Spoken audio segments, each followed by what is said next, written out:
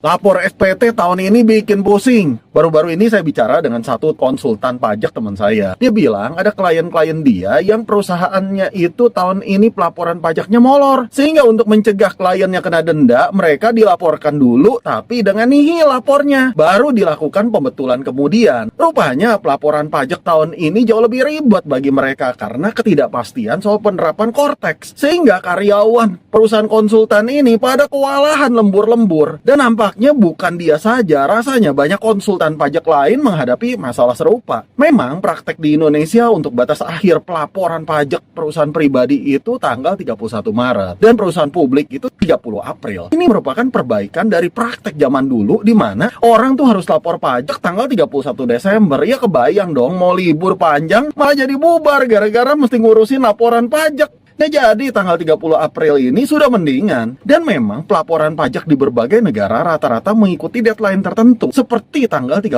April ini. Tapi kalau dipikir-pikir, pelaporan pajak mengikuti deadline tahunan seperti ini nggak efisien menurut saya. Bayangkan, setiap tanggal menjelang 30 April, orang-orang pajak gitu sampai lembur, begadang ngurusin pelaporan pajak. Dan pada tingkat negara, sekian juta perusahaan menyampaikan laporan pajak di waktu hampir bersamaan juga. Nggak heran seringkali sistemnya nggak kuat dan akhirnya down. Belum lagi petugas pajaknya juga apa nggak stres tuh menerima laporan pajak yang begitu banyak. Dan menurut saya kualitas pelaporannya juga mungkin nggak optimal karena mengejar suatu deadline tertentu 1 tahun sekali. Tapi di lain pihak saat tidak musim lapor pajak, kerjaan karyawan yang menangani pajak itu nyantai, paling mengurusi pajak bulanan atau PPN. Nah ini baru dari sisi wajib pajak ya. Bayang nggak? Tugas pajak mungkin lebih pusing lagi kejar-kejaran deadline seperti ini. Tapi sebetulnya beberapa negara tidak menggunakan deadline tanggal tertentu untuk semua orang lapor pajak sekalian. Misalnya di Estonia tuh, sistem pelaporan pajaknya berdasarkan distribusi laba.